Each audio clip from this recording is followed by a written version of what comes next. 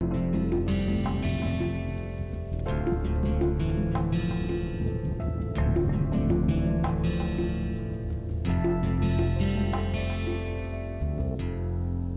we will like to sum up the lecture with the governing equation which will form the basis to address a variety of diffusion problems.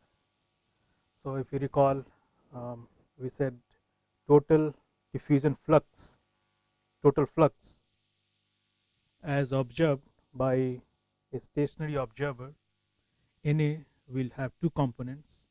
One is the bulk transport. Of course, you can write this flux same as VA CA, where VA is the molar velocity of the component A. This will also equal to XAN. The first component is bulk transport, and the second component is your molecular diffusion. And we can write XA as, which is the mole fractions, as CA over CA plus CB. And J we can write as we defined earlier. This is nothing but Ca UA minus U bar. So this is the molar flux of diffusion by Fick's law as observed by the observer who is moving with this average bulk fluid velocity. This will equal to minus d AB del of Ca over del of Z. So negative sign, all it means diffusion takes place from higher concentration to lower concentration. So Ca1 is greater than Ca2. So if we add it here, this Na, right, substitute all these equations, this term becomes Na Ca over Ca plus Cb. So this is a term for mole fractions, and we have Na, which is Na plus Nb minus dAb del Ca over del Z. So we can box this equation as our governing equation for diffusion. Governing equation for diffusion. And you will see that this equation is a governing equation to address several very common situations of diffusion in stagnant or in equimolar counter diffusion cases. There are several such examples which in which cases can solve for the concentration profiles starting from these equations. The main idea is that Na has two components. One is the bulk transport, the first component, and the second component is your molecular diffusion by Fick's first law. Okay. We will also like to revisit continuity or species balance, which you may have done in earlier lectures or earlier class or in some other different course. So let's revisit species balance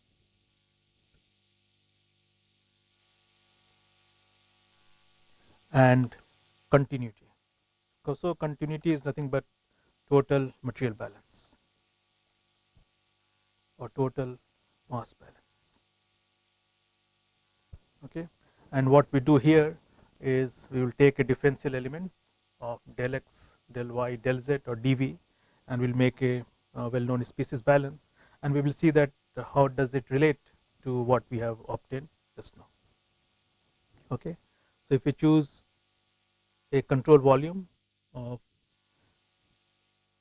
del x of del v volume, which is del x into del y del z, and we assume there is a fluid flow of a binary mixtures of A plus B. We assume for our simplicity it's a constant mass density or constant molar density fluid. So kg per cubic meter and moles per cubic meter, it's a constant. We have A plus B, and if you write down species balance, if you recall, we have del Ca over del T plus del dot Na minus Ra equal to 0. So we have unsteady state term,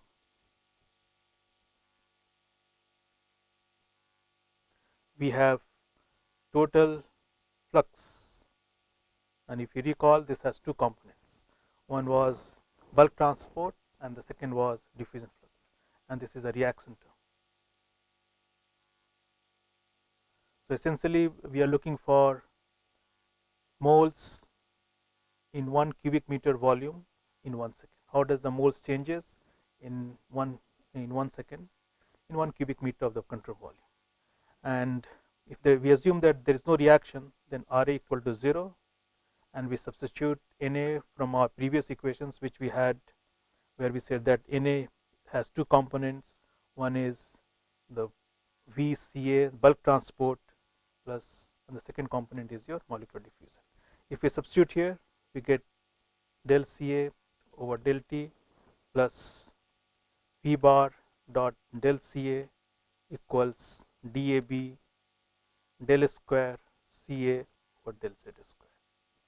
So this is our species balance for A in this control volume of del X, del Y, and del Z.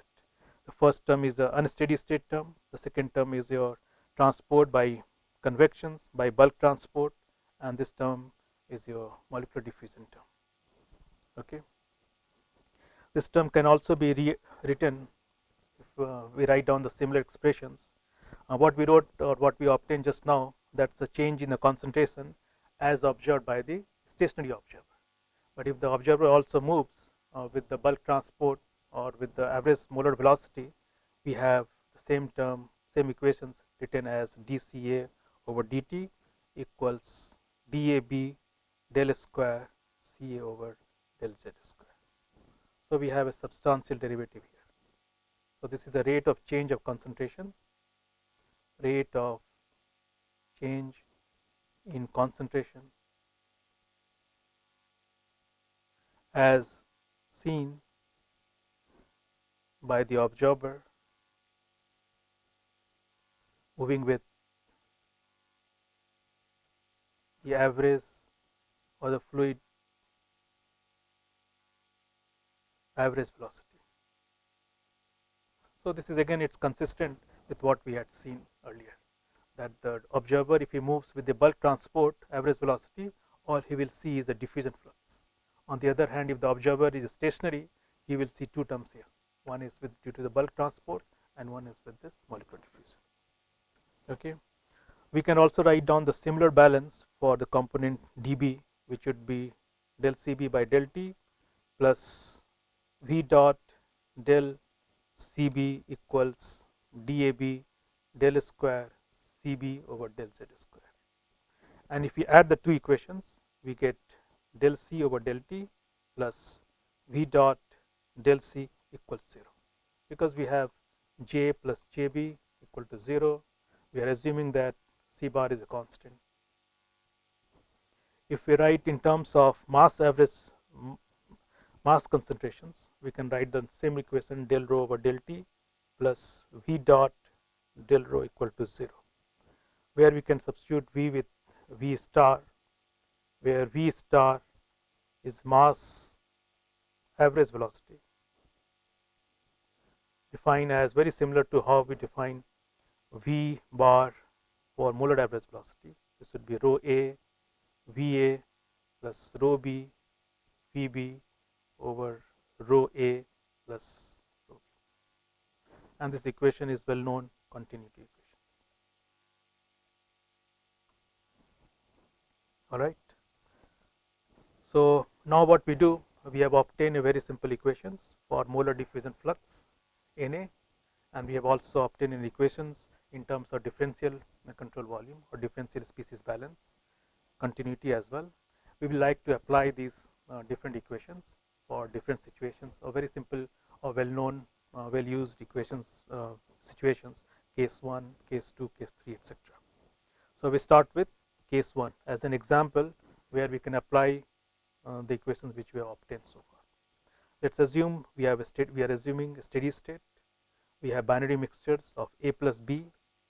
There is no chemical reaction are equal to 0. We also assume the pressure and temperature, it's a constant.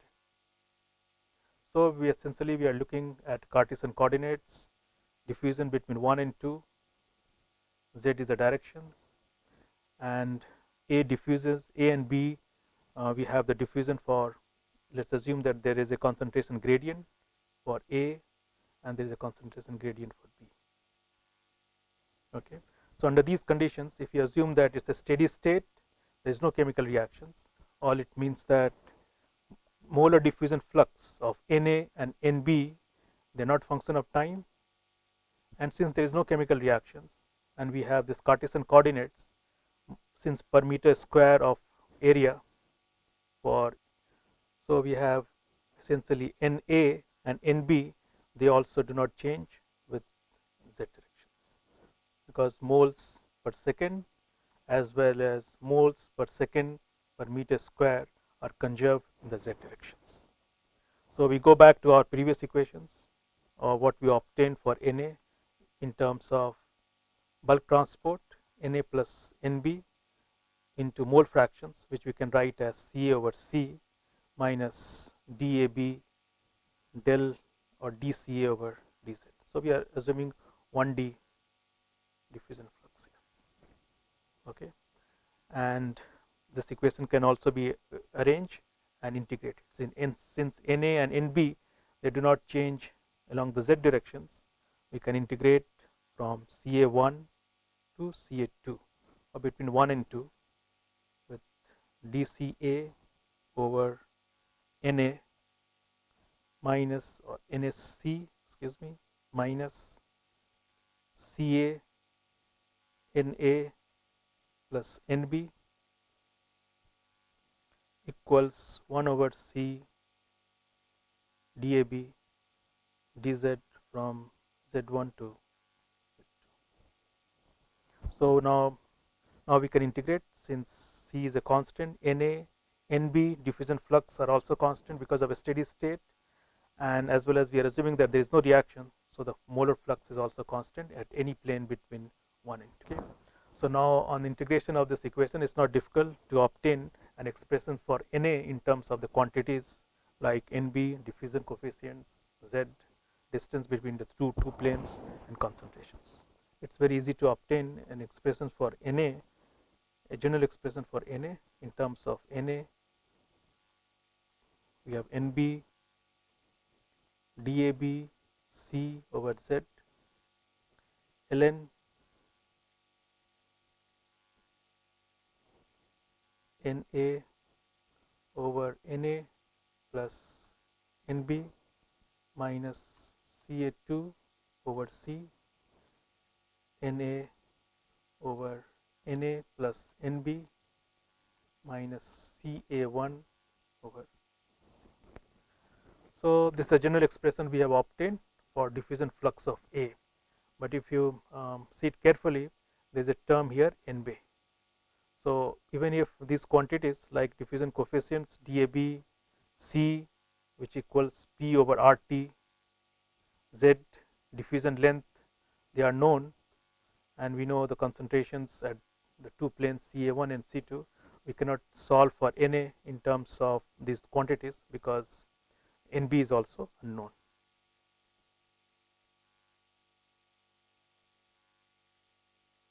Which means we must look for a relation between a relation between Na and Nb. Okay, all it means that we have to take some special cases in which we can have one more independent equations to solve for Na. So one of the example would be that if we have the same 1 and 2 planes for A to diffuse in the z directions, we assume that if we assume that A is getting decomposed into B and some other compounds. So we can take an example of, say, methane, which is A decomposes into carbon and hydrogen. So the surface is acting as a catalyst. In other words, there is no homogeneous reactions inside the plane, inside these two planes. So RH is still 0, but when A reaches the plane 2, it gets decomposed by some catalytic reactions into carbon, and hydrogen diffuses in the opposite directions. Okay, so in this case, if you look at the stoichiometries, if you recall, we said that one of the prerequisite is stoichiometry. In this case, we can say that Na and Nb, they are related with due to their stoichiometric ratios. So we have one more equation essentially, Nb in terms of Na. And now we can go back and substitute Nb in terms of Na to obtain a relation for molar diffusion flux of A in terms of all the unknown quantities which we have. So if Nb equals minus 2 of Na, then we can write Na over Na plus Nb equals minus 1, and therefore we have a relation for Na minus dAb C over Z ln 1 plus Ya2 over 1 plus Ya1. So all we are trying to say here that we have obtained relations for a special case in which we can predict how much is this moles per second per meter square of your diffusion plane in terms of diffusion coefficients, concentrations, bulk total concentrations, Z, and mole fractions of 1 and mole fractions of A at planes 1 and 2. So mole fractions Y will be the same as Ca over total concentrations, or if it's a gas, we can write in terms of partial pressure of A and the total pressure. Okay, so all we have done that we have obtained these relations for Na in terms of the unknown quantities. We will take another example, case 2, in which case we have steady state diffusion. Steady state diffusion of A through stagnant B. So when we say it's a stagnant B, we have Nb equals 0. And an example, a very common example would be if you have water and air and ammonia. So we can assume that air is insoluble in water and ammonia is soluble. So it will diffuse and will get solubilized in water. We also assume that water does not evaporate for our simplicity. There is no chemical reactions, R equal to 0. We assume steady state. So all the diffusion flux which we have Na and B, they don't change with time, nor do they change with Z. So we can have the axis here with Z from 0 to some height. So all we will do now, we will go back to the same equations, start from the governing equation which we obtained here, and we try to see how we can simplify here. So we have, if we go back to the same equations, Na equals mole fractions Xa, Na plus Nb, but Nb is 0 because air is stagnant, minus dAb dCa over dZ, and Xa we can write in terms of partial pressure of A and the total pressures. So we have Pa by Pa, Na minus dAb by RT. We can apply ideal gas law to make it dPa over dZ. So all we have said, Ca equals concentration of A equal to Pa over RT, applying ideal gas law, and P we can write as sum of the two partial pressures Pa plus Pb. So now we have obtained a relation between Na and this partial pressure gradient. But since a steady state, Na does not change with time, nor Na changes along the direction of Z. There is no chemical reaction here. So we can easily integrate these equations, which is independent of Z, to obtain Na equal to dAb Pt over RTZ ln Pt minus Pa2 over Pt minus Pa1. So in this case 2, when B is a stagnant, we have obtained a relation for diffusion flux of Na in terms of the known quantities, partial pressure of A at 1 and 2 and the diffusion length. More important here is to understand how does the profile will change between the two planes. So look at this, if we have this water and air interface, it's ammonia which is diffuses inside. So ammonia is soluble and this will have a concentration gradient for ammonia to diffuse here, but air is insoluble, right? So air is insoluble, and one can also write down, express Na and Nb both in terms of molar diffusion flux as well as the bulk transport. Important here to note that since air is insoluble in water, there is bulk molar convections or bulk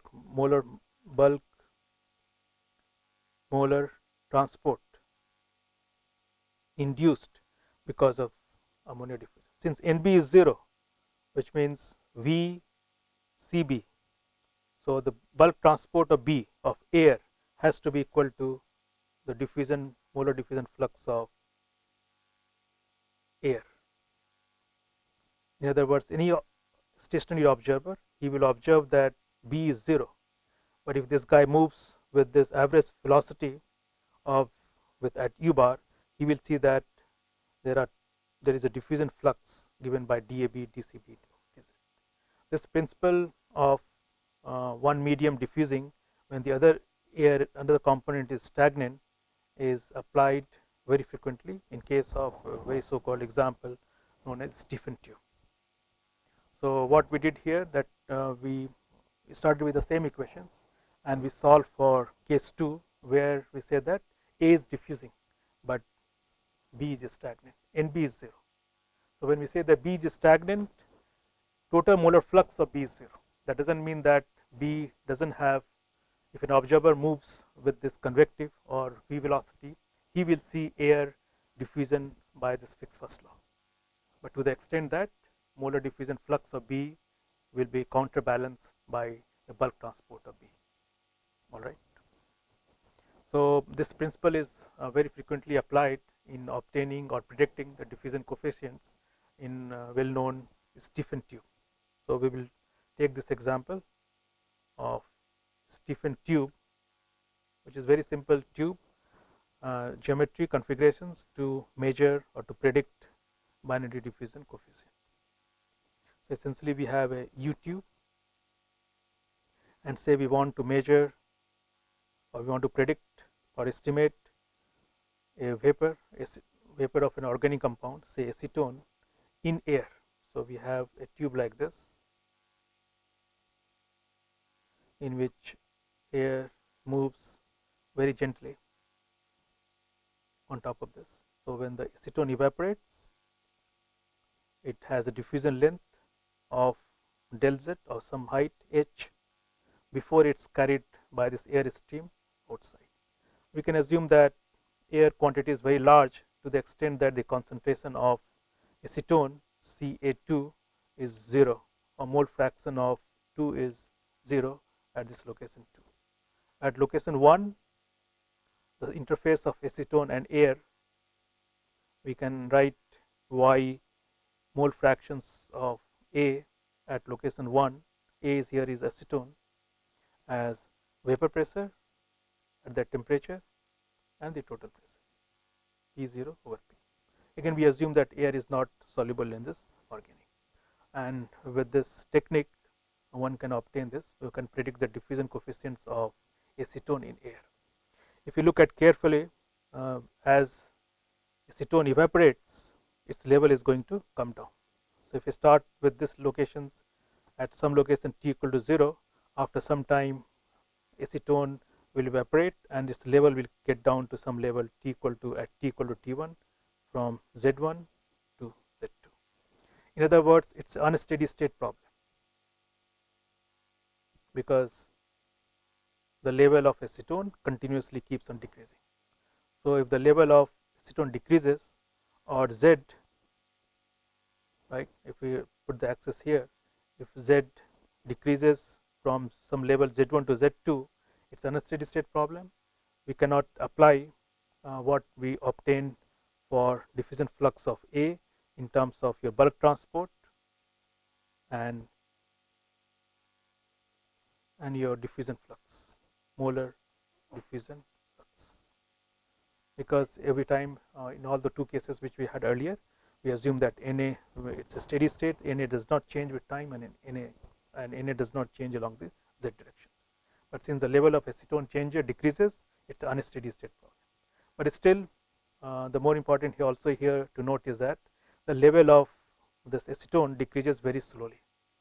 In other words, we can assume what do we call pseudo steady state approximations,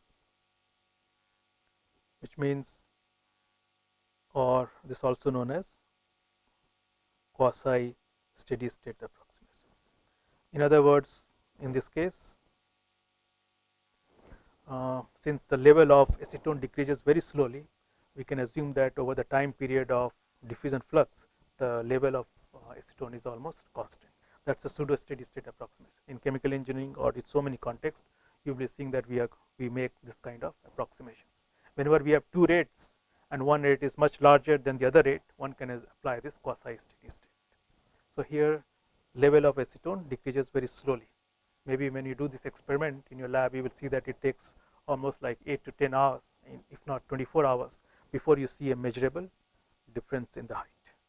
Okay, so assuming that it's a quasi steady state, we can still apply the previous equations. Air is insoluble, so we can say that NB, which is air, is 0, and we can apply the previous equations directly there.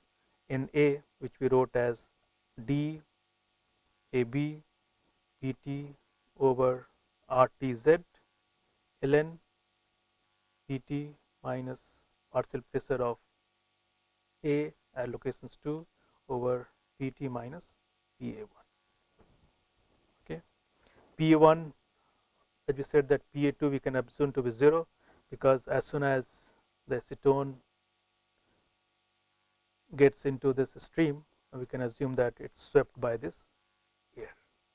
Partial pressure of A1 we can write as vapor pressure of acetone at this temperature. Okay, so this equation, except that we should be able to make a material balance. So let's assume that the level decreases from Z1 to Z2 over a time period of T. Okay, so if Na is the diffusion flux of Na into cross-sectional area, so this would be the cross-sectional area, into del T, this will become your moles. So over del T, so much moles of A has diffused, and this is nothing but how much material has evaporated. So we have del Z, this is your del Z, into cross-sectional area, that will make it volume, into rho A, that the density, divided by Ma. So all we have done, we have made a material balance, and we can substitute this Na here. We can integrate now this dZz over this del Z to obtain this relations dAB RT. If it's just simple substitution, Pt over Z ln Pt, Pa2 we can assume 0, Pt minus vapor pressures equal to rho A over Ma. We have dZ over dt. So del Z, del T, we take the limit del T tends to 0. We have obtained this relation. We substituted Na from here. Now we can integrate Z, dZ and dt here to obtain or to predict diffusion coefficients in terms of all known quantities, which is rho A over Ma, RT over Pt. We have ln Pt minus Pa1 over Pt minus Pa2 Z2 square minus Z1 square over 2 into 1 over total time. So we have this dt, we integrate this dt. So knowing all these quantities, actually we said that P1 is 0, so we can delete this term. We have Pt minus P, excuse me, so Pt minus P0. So now one can get an estimate of diffusion coefficients of acetone in air. So all this in Stephen diffusion, we made an approximation that there is a quasi steady state. The rate of fall of acetone vapor in the tube is very small. So Na and B, both of them remain constant with the time as well as along this length z. And then we integrated these equations to obtain the quantities for diffusion coefficients, which we can be obtain in terms in the quantities meters squared per second for acetone in air. Now we will take one more example to apply what we have done in earlier. So this would be the case 3, and this is a simple example, but it's called steady state. So we have steady state equimolar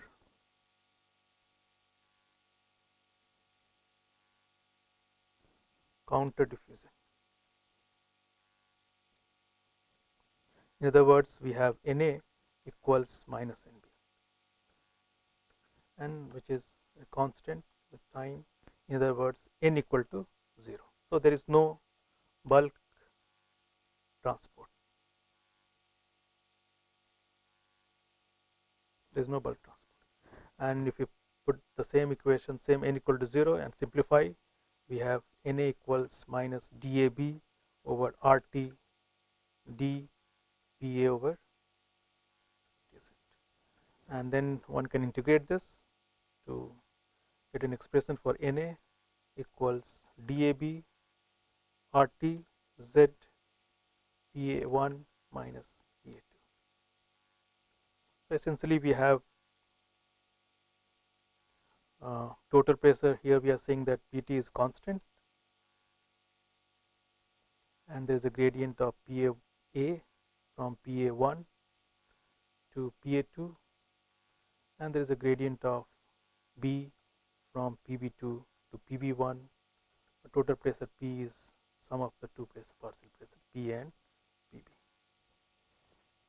Okay, so these are the examples which we took. We took 3 examples: case 1, case 2, case 3, where we have shown that we can solve for diffusion flux, or we can predict the diffusion flux. And one of the example we had applied in case of Stephan tube, which is widely used to predict or estimate diffusion coefficients of one species, vapor species, diffusing in other species like DAB, etc. If you look at carefully these equations, Fick's first law, we wrote J equals minus dAb dC over dz.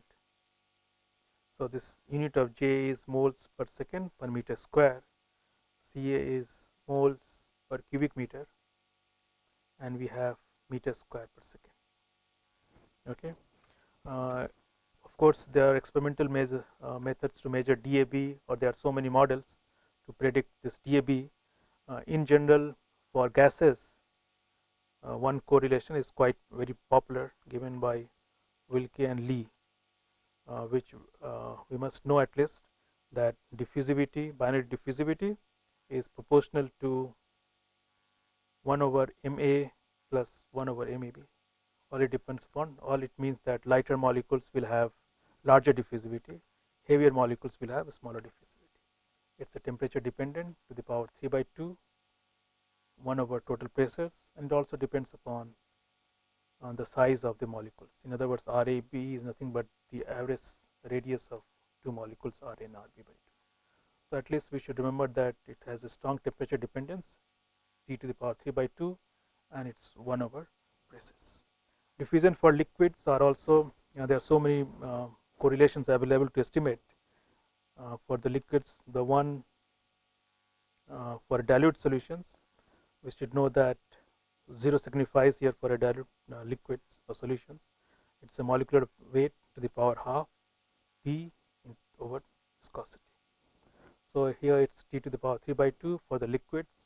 It's linearly proportional to temperatures. And whatever equations we obtain for the gases, we can equally write for the liquids, except instead of partial pressure which we use for the gases, we can write in terms of concentrations. In other words, we can write Ca as Pa over RT. Mole fractions we can write as Ca over Ca plus Cb. So for the liquid we use the nomenclatures. XA for the gas, we use XB. Total average liquid concentration or solution concentration can also be written as C equal to rho over M average density. So we just take the case 3 for our simplicity. If we write down the same, if we obtain the same, we want to obtain the similar expression for the case of liquid, then we can write Na as DAB over Z as Ca1 minus Ca2. So instead of partial pressure of A and 2 of A at 1 and 2 for the gases, we are substituting with the concentrations of Caz minus Caz2. We can also write this as DAB over Z and rho by M average as average concentrations, liquid concentrations, and we can write in terms of mole fractions of A in liquids at location 1 and 2. So similar equation can be obtained for all the 2 cases which we did earlier, case 1, case 2 and case 3. All right. Now in this, before we end this lecture, we should also, what we did obtain so far, those cases of 1, 2 and 3, we had rectangular coordinates, in which case when A or B diffuses, then the planes are rectangular planes, and these plane area of this plane, they do not change with the distance set. But we can have several common examples of spherical geometries or cylindrical geometries where the area changes as you go along this r directions. So we have 4 pi r1 square, 4 pi r2 square, or in case of cylinder we will have 2 pi r1l, 2 pi r2l. So in these cases, what happens when we say that there is a steady state, it's a moles per second which is constant. Moles per second per meter square of the diffusion plane will change. Unlike in case of the Cartesian coordinates, when we say that is a steady state, moles per second as well as moles per second per meter square, both are constant. So all we have to do is that to go back, start with the same equations for Na in terms of bulk transport or diffusion flux, except when we integrate, we have to be careful that R changes in the area changes in terms of R, and it's a moles per second which is constant, not moles per second per meter square. And it's a very common example in case of evaporation of a naphthalene ball. If you have a naphthalene ball or some Casper spherical ball, and if it evaporates in a stagnant air, its size will change with time, the way we have seen in case of Stephan tubes. When we took the Stephan tubes, we had the surface of acetone. When it evaporates, the level of acetone decreases, but still we have a Cartesian coordinate system. The cross-sectional area does not change with time. But in case of a spherical ball or like naphthalene ball, we said when it evaporates, the size will change, or when A evaporates into stagnant medium, then we are encountering different planes of different radius. Okay, so we'll take this example for spherical geometries.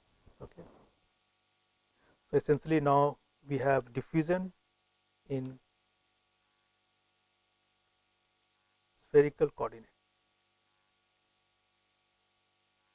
Okay, and we still we have similar restrictions. It's a steady state. There is no reaction. So when we say steady state, actually it's a moles per second which is constant. So all we are saying that steady state in A and in B both will be a function of R or J, although it's a steady state. Why? Because if we look at different planes, then we have, if A diffuses like this, on the surface area or the diffusion plane area will change from 4 pi r1 square to 4 pi r2 square. Okay, in other words, Na, which is moles per second per meter square into 4 pi r square, this will be conserved, this will be a constant. So what is constant here in case of spherical coordinate is moles per second and not moles per second per meter square. Similarly, if we have cylindrical coordinates, then we are trying to say that is Na into 2 pi r, that's a constant, right? In case of this is cylindrical coordinates, and if we have a Cartesian coordinates which we did earlier, it's Na which is constant. Okay, so it's very important that we understand that it's moles per second, or if you multiply by the density, then kg per second is conserved, not moles per second, not moles per second per meter square. Okay, so now we take the similar expressions and we substitute in the previously what we have obtained in case of for Na in terms of bulk transport and diffusion flux. So we say that Wa, if we define a quantities which is kg per second, then this is Na into 4 pi r square into rho A, where rho is the density and r varies between R2 and R1. And now we have the expressions for Na. Now it's a function of R or Z equals mole fractions Ya into N minus d diffusivity dCA over dr. So it's the same expression, except we realize that Na is a function of R and Na is not constant. Na is not, although it's a function of steady state, it's not a function of time, but Na changes with R. So we have W dot R Na 4 pi r square into rho A, and we are writing starting from the same equations which we had earlier, NAR equal to Ya N bulk transport and this diffusion flux. So if we substitute here or we multiply these equations with 4 pi r square into Na equals 4 pi r square Ya Na equals Na plus Nb minus d dCA over dr. So if you go back to the same case where we say that Nb is 0, very special case which we had earlier, that diffusion medium A diffuses but B is stagnant. So it's a similar case, except now we are in the spherical coordinates and we have a steady state. So kg per second is conserved, Na into 4 pi r square and W is constant. So now we can substitute, we make it Nb equal to 0. We can substitute this equation here to obtain W dot into, or W dot P minus PA over P equals minus D over RT dPA over dr 4 pi r square. So all we have done, we have made Nb equal to 0 and we have substituted 4 pi r square Na as W dot, and W dot is constant, is a kg per second, it's conserved here, equal to minus 4 pi r square. Now we can integrate. So if we integrate W dot RT over 4 pi P TAB, integration from R1 to R2 dr over r square equal to PA1 PA2 dPA over P minus PA. The small p is same as the partial pressure, so let's use on the same nomenclatures, dPA P minus PA. Okay, and so essentially we are integrating from R1 to R2, this is Na, and we realize that at any location R, the diffusion area is 4 pi r square, which varies from 4 pi r1 square to 4 pi r1 r2 square, and we have partial pressures PA1 and PA2. So now we can integrate to obtain equations for W dot RT 4 pi P DAB 1 over R1 minus 1 over R2 equals ln total pressure minus PA2 over P minus PA. Okay, so this is an example which we have taken here for diffusion of A in a stagnant B where we have a spherical coordinates. So it's very similar to a naphthalene ball. We have a sphere and this sphere evaporates in air which is a stagnant, And if you compare this, what we had earlier, we had a stiffened tube, acetone filled with acetone, and acetone evaporates. In this case, when the acetone evaporates, then all the diffusion area is a constant. In case of naphthalene ball or naphthalene vapor, when it diffuses in air, then area changes from 4 pi r1 square to 4 pi r2 square, etc. In which case, it's a moles per second which is conserved, not moles per second per meter square in case of spherical coordinates. Unlike in the Cartesian coordinates, both moles per second and moles per second per meter square is conserved. So these are the 3 examples we have taken in today's lecture: case 1, case 2, case 3, mostly for Cartesian coordinates, and 1 example we have seen for spherical coordinates.